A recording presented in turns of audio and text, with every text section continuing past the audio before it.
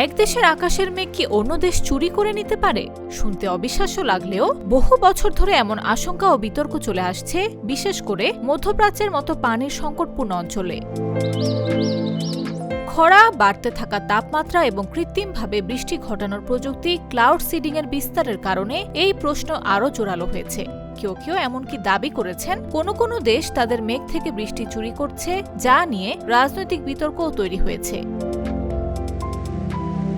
2018 সালের দিকে ইরানের কিছু শীর্ষ কর্মকর্তা এমন সন্দেহ প্রকাশ করেন যে বাহ্যিক কোনো শক্তি তাদের মেঘকে প্রভাবিত করে বৃষ্টি কমিয়ে দিচ্ছে।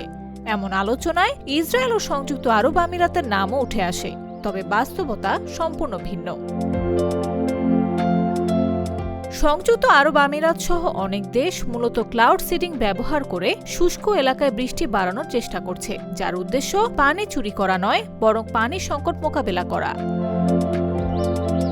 বিজ্ঞানীরা বলছেন, একটি দেশের মেঘ অন্য দেশে গিয়ে বৃষ্টি চুরি করে নেওয়া বাস্তবে প্রায় অসম্ভব, কারণ মেঘের আয়ু খুবই স্বল্প, সাধারণত কয়েক ঘন্টা।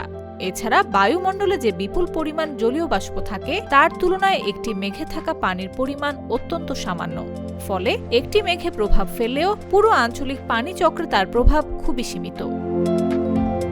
আসলে পৃথিবীর বায়ুমণ্ডলে পানি সবসময় এক চক্রে ঘুরছে। বাষ্প হচ্ছে, মেঘ তৈরি হচ্ছে, আবার বৃষ্টি হয়ে ফিরে আসছে। এই কারণে একটি দেশ অন্য দেশের বৃষ্টি সরিয়ে নেবে এমন ধারণা বৈজ্ঞানিকভাবে শক্ত ভিত্তির ওপর দাঁড়ায় না। তবে খুব ছোট পরিসরে, যেমন নির্দিষ্ট এলাকা ভিত্তিক বৃষ্টিপাতে কিছুটা পরিবর্তন আনা সম্ভব হতে পারে। ক্লাউড সিডিং প্রযুক্তি প্রায় 75 বছর ধরে ব্যবহৃত হলেও এর কার্যকারিতা নিয়ে এখনও বড় ধরনের সন্দেহ রয়েছে। অনেক বিজ্ঞানী মনে করেন, কোনো মেঘ স্বাভাবিকভাবেই বৃষ্টি দিত কিনা তা আলাদা করে প্রমাণ করা কঠিন। তাই এই প্রযুক্তির ফলাফল সব সময় নিশ্চিত নয়। কিছু ক্ষেত্রে এটি বৃষ্টি বাড়াতে পারে, আবার অনেক সময় কোনো প্রভাবই ফেলে না। সব মিলিয়ে বলা যায়, বৃষ্টি চুরি মূলত একটি জনপ্রিয় কিন্তু অতিরঞ্জিত ধারণা। বাস্তবে আকাশের পানি কোনো দেশের একচেটিয়া সম্পদ নয়, এটি একটি বৈশ্বিক চক্রের অংশ। News desk, চাকো news.